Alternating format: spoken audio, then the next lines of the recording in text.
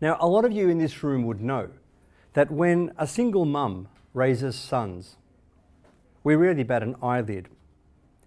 But when a single dad raises daughters, he's expected to have scars and stripes like some sort of a hero. And the publisher said, hey, you should write a book about that. And that's exactly what happened. This cover photo was taken only a couple of weeks after my wife's funeral in 2003. We all pretended to smile, but it really felt like a roller coaster ride. My arms became the seatbelts. Now, have you heard of the swan metaphor? I needed to look graceful above the water in the reflection, but underwater, my feet were paddling like crazy. Knowing that one day this will pass. So I said to myself, for now, I will carry my chicks on my back until they learn to paddle, grow wings, and fly. Over the last 12 years, I've learned many lessons. Boys are told a big lie. If mothers can do what fathers can do, why can't fathers do what mothers do? Where is it written that we can't? As a single dad, I did panic and made many, many mistakes. Nearly burnt the house down a couple of times. And I kept reaching outwards for books, for phone, for help.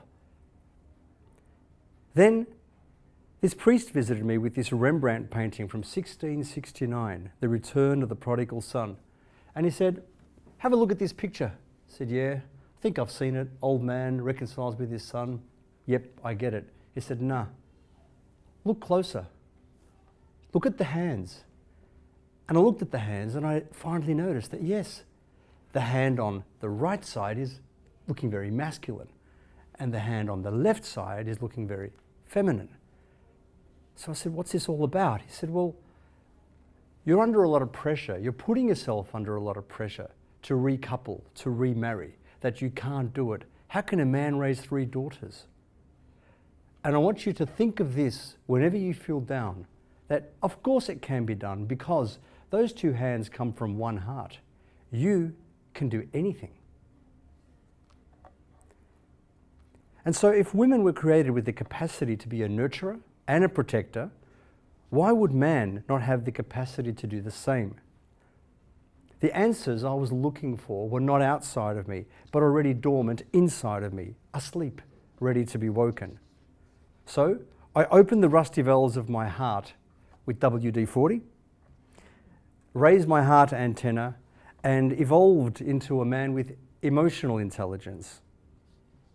I grabbed the sledgehammer and smashed those lies, smashed the rusty shackles around my ankles, unlocked the passage between the heart and the head.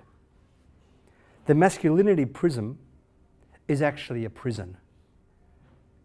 I don't have a feminine self. It's an inner self. Men are not emotionally crippled by nature. Of course we can be emotionally intelligent. It's in our nature to be nurturers. We are soft-wired by nurture, not hardwired by nature to be masculine. This whole word masculine is something we think that is not negotiable, but I'm completely convinced that it's something that we're conditioned to believe. It's something we're taught, and therefore we can be untaught. So with me, ironing man became Iron Man. Iron this shirt, I hope it looks all right.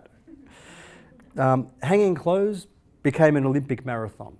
I wanted to go faster and faster each time. Plaiting and parting and ponytails for my daughters. I very quickly got over the idea that men were disabled. We can do anything. When it's a windy day, I used to say it's a great day for flying a kite. Now I say it's a great day to hang the bed sheets. When the kids can't sleep, I tell them bedtime stories about my childhood and even about their childhood. The thing that a lot of us forget is that there's a lot of secrets our children don't even know about themselves because they can't remember the first 2 years. So we tell them about these things and they're in fascination as if they're getting to know a whole new person, but it's actually themselves. Their first word, their first step, their first anything. And yes, I became an expert on pads. with wings. Not far from here, I remember there was a day when I was going up and down the aisle to buy these pads, and I learnt the hard way from my daughters that they have to have wings. And there was a lady looking at this packet, and she was contemplating whether it's the right one or not. And I told her, no, don't get them. They've got to have wings. They leak. She looked at me and said, excuse me, you're talking to me? I said, yeah. They leak. I know. She goes, but don't worry, they're not for me. I said, no, neither were mine, but they leak. So a sense of humour was really important to get through what could have been a very dark tunnel. The personal hygiene aisle in the supermarkets became a bit of a metaphor for life. You know how you sort of start at one end and it's got napkins for babies, and then the middle end it's got all the stuff for ladies and girls, and then towards the end it's got the sanitary pads for older people. I just thought, this is it. Incontinence. I also didn't like the name of the pads that we bought. They were called Stay Free. I watched my daughters. That's a real lie. Stay free, yeah. I think they should have been called Stay Put, or I'm not bloody going anywhere. Some men hide behind masculinity like a newspaper, but they miss out on so much. So often we see fathers say to their children when the kids need help, go to your mother. And you look at this action. What are you doing? You're actually pushing your child away from your heart. You're pushing them like a shot put away from yourself. Then the problem is, too often fathers try and re-enter the life of their children much later on, after the turbulent teens, when it's too late in this increasingly fatherless society. But as parents, I think we need to be a lighthouse. Otherwise, the grown-up child will say, Dad, where were you when I was growing up? Where were you when I was throwing up in the stormy seas, searching for sense, searching for rest, searching for a shoulder to lean on, searching for someone to say, Son, I am here. There's nothing to fear. Grab my arm, embrace me. Rather than passively waiting at the other end on the shore to a son who's washed up like a beached whale, for you to say, welcome to adulthood, son. We can be mates now. Hand me a hammer. It doesn't work that way. Since the emancipation of women, women have proven that they can do anything. Some men, I believe, have lost their identity and have been relegated to the pub. Man, as breadwinner, has been pushed off his patriarchal perch. Now, women are even beginning to ask, do we need men at all? We can even have babies without them. Australian men, I believe, have been emasculated, and it's time for us to be emancipated. How? By redefining one word, strength. What is strength? Is it having the final word when there's an argument? Is it saying, my word will not be broken? Is it being stubborn? Is it that absolute refusal to say sorry? Or are all these things not strength at all? They're actually the opposite of strength. They're fear. Fear of losing your mini kingdom. You see, for males to show compassion is not a sign of weakness, it's a sign of strength. Real strength is tested in the face of cancer, illness, death, disaster, or war. Who ends up snapping and breaking down? And who ends up still standing? Let's look at this as a bit of a metaphor. A cyclone hits a forest. The trees that stand like a clenched fist are the first ones to snap in half. And those that know how to read the wind and sway and survive, they're the ones that stay standing. They may lose their branches, but never lose their roots. Now you tell me, which ones are stronger? Those that are malleable or those that are stubborn? Who is stronger? The one who knows how to win a war or the one who knows how to prevent a war? Real strength is resilience, and it starts early. We teach it early, not to hide behind victimhood. And resilience teaches you how to stay strong when life goes wrong. Sometimes bad things do happen to good people, and there are times of trial.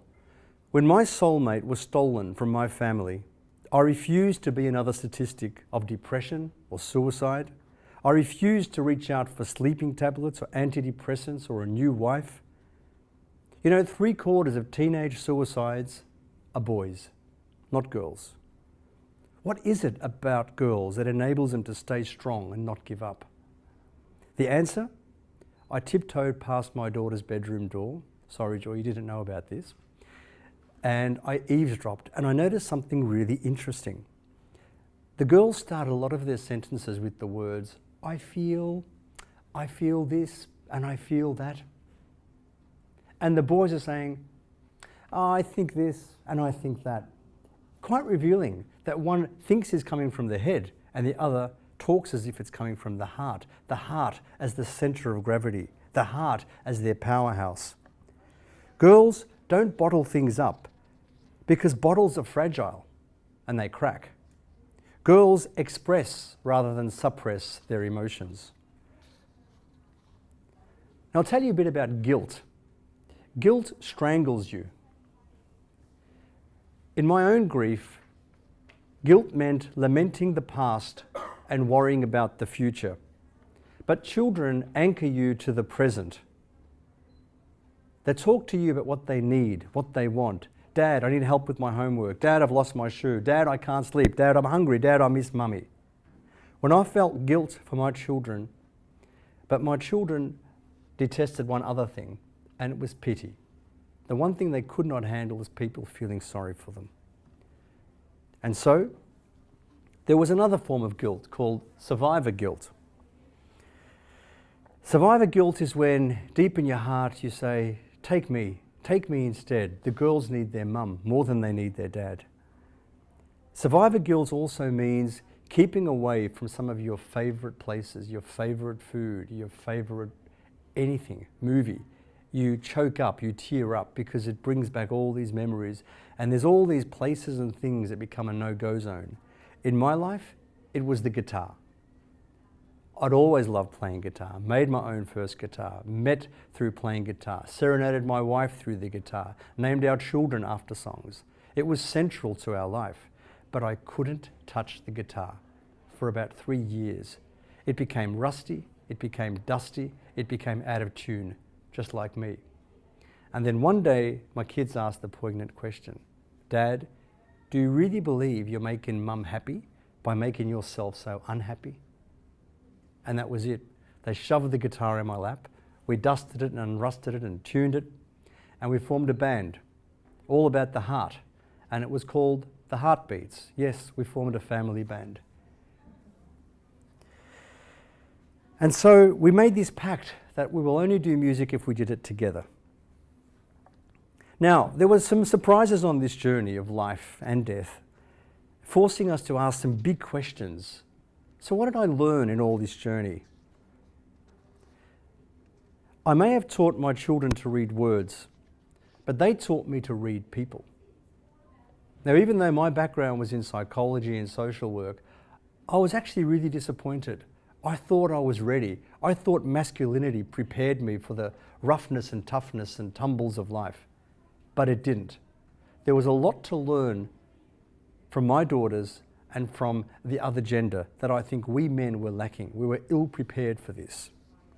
In those dark nights, when I most felt like a failure and had doubt, it was actually then that I was consolidating my core muscles. So people would say, oh, look, it's been a tough 12 years. When were you the weakest? I'd imagine it was the first couple of years, right? And I realized, no, wrong. The first couple of years, without even realizing it, was like an emotional gymnasium. That's when I was toughening up. That's when I learned that being alone actually doesn't mean you're lonely. Death is not the opposite of life. It's part of it. Death teaches you to value life. I learned that the opposite of love is not hate. It's actually fear, because fear killed my wife. Fear of the C word, the word cancer. In Lebanese culture and in many others, we don't say the word. We don't say the word, we say that other disease. It is so frightening, it is so taboo that we almost believe superstitiously that if you even whisper its name, it'll wake up and torment you. And I think that if people can rise above the fear, face it head on, you can deal with it a lot earlier and hopefully survive. I had difficulty with people ringing me up late at night before and after my wife had passed away, saying, "Oh, Joe, don't know what to say, don't know what to do, I can't sleep." So I tell them, look, try some tea, try some really quiet massage music, I'll serenade you, we'll do some nice things together on the phone. Now, I know you're smiling because it's ironic that people are actually ringing me up because they couldn't sleep. It just felt so strange. I rejected the idea that people would often say, "Oh, it must have been so lonely."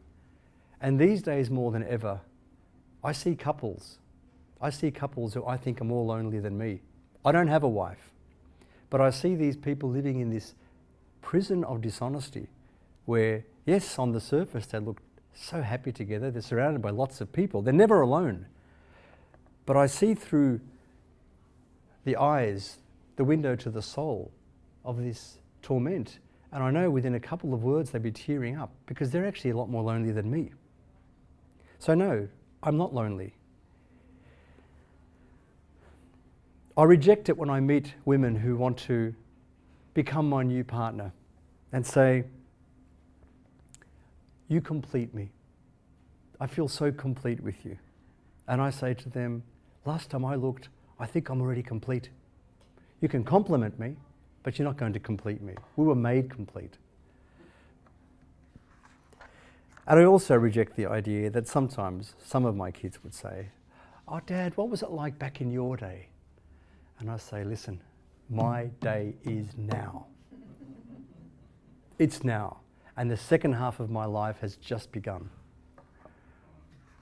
So I'll share with you, perhaps we'll call them the top 10 tips that I've learned from this experience of raising daughters.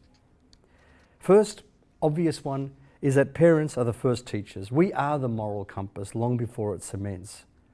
And we have the power and the privilege of storytelling. What a wonderful gift is storytelling. To have that whispering voice, the last thing that enters their ear before they sleep.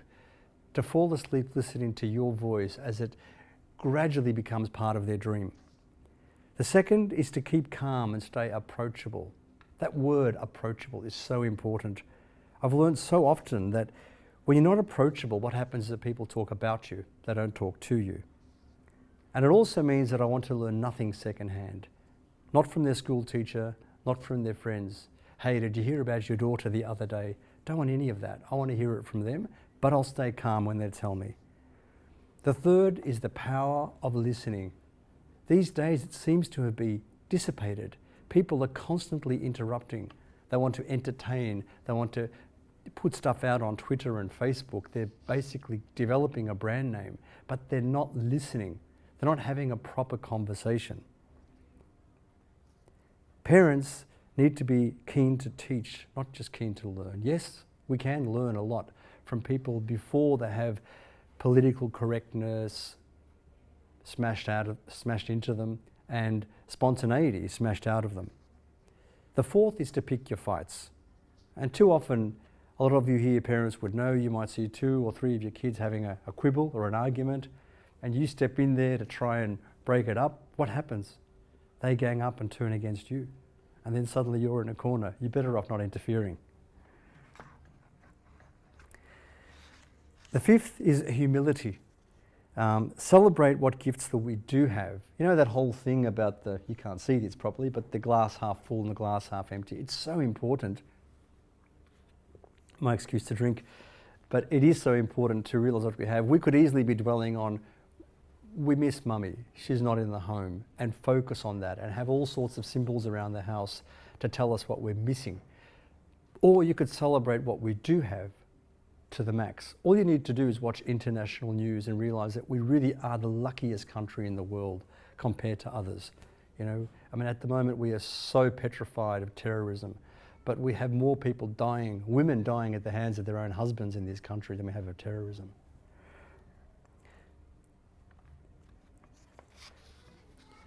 Now, here's one of my bugbears that I'm seeing too much of these days. Beware the screenager, the screen, that rectangular prism of escapism, sucked into believing that these kids can control the console, sucked into games while imagination is sucked out. The console becomes a teenage dummy, and you need to tell a lot of the teenagers that it's time to spit the dummy. While they're killing zombies, they actually look like zombies. There's a new generation now where the umbilical cord is cut from the mother and plugged into the iPad as the motherboard, as if it's a source of wisdom. But really it's only a source of information. Wisdom only comes from the 3D experience in the real world, not the 2D images in the virtual world. It gives you shallow pleasure, but not deep joy. The seventh is what I call the avatar escapism. You hear kids sometimes say, I feel like a failure in real life or at school, or I'm bullied. So they escape into being a superhero on the screen. They become their alter ego, someone who can save the world.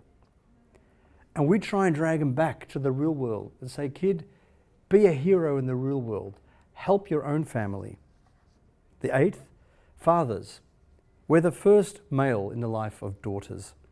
We are the benchmark for their future husbands. Ninth, listening to our heart through our antenna. The head can hear a lot of voices, but the heart never lies. And the last is to practice what you preach. Be a mentor with integrity, not hypocrisy. Children do as you do more than do as you say. I was once tested on a radio interview, and they reversed the question and said, we know what your daughters taught you. Now, we'd like you to tell us what you think you taught your daughters. And I said, that's easy. I've told them 1,000 times the most important things in life are 1, 2, 3. They said, really? I said, yep, that's what I've taught them. They said, okay, hang on a minute. And they played live on radio a pre-recorded little interview with my daughters, asked them exactly the same question.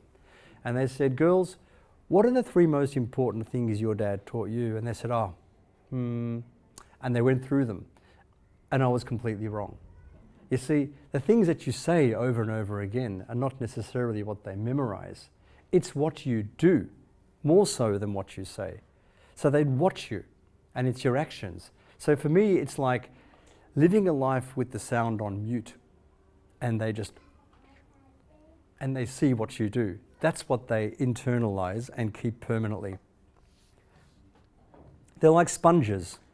When squeezed too often, they become a mirror of yourself. And when talking to kids, especially when you call them over to give them a bit of a lecture, I think sometimes Twitter is a good example. Keep it to a very limited number of characters. Kids switch off after a few seconds, and you'll see this zombie like, yeah, in brackets, whatever, get over it, you know? Now, I also like to insist on weekly family dinners as something sacred and precious, and it becomes a Wi-Fi free zone, not a free Wi-Fi zone. That means no phones on the table at all, and we just have an honest, hearty, laugh, conversation. How are you really? Not these people that say, how are you? Don't even listen to your answer. Listen to the answer that they're actually giving you. Now, when it comes to dating, my daughter's dating, and even me dating, it gets really interesting because we complement each other.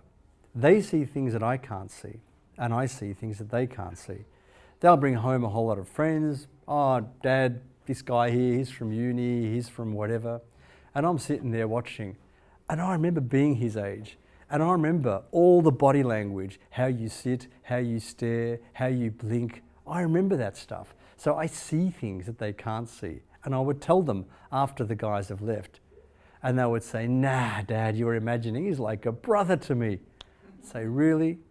I said, how would you know? I said, kids, because I used to be like him. I know what it's like. I've been there, you know?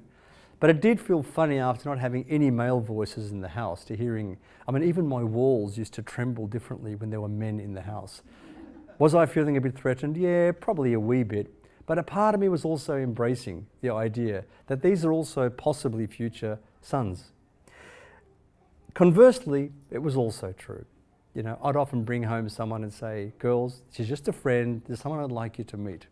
And then after the lady would leave the house, they'd call me over and they'd lean forward and say, she's desperate. You know?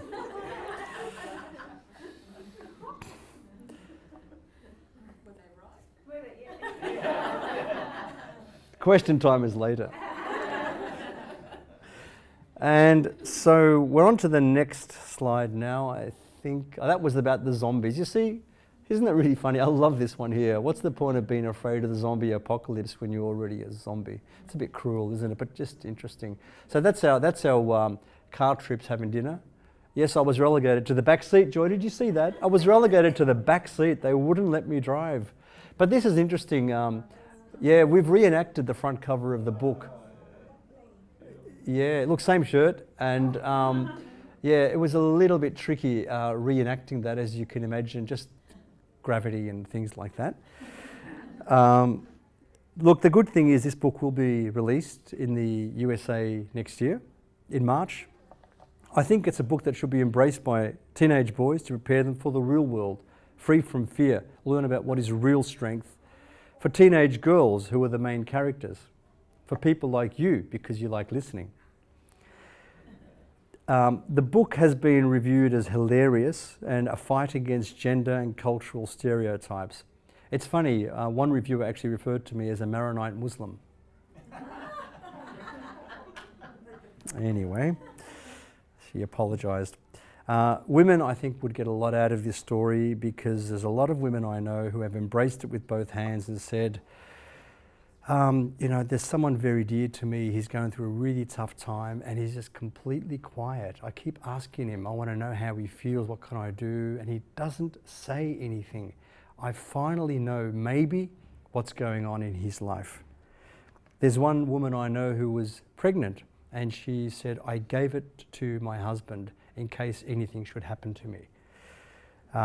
There's been really amazing stories from people who have gained a lot from sharing an honest story.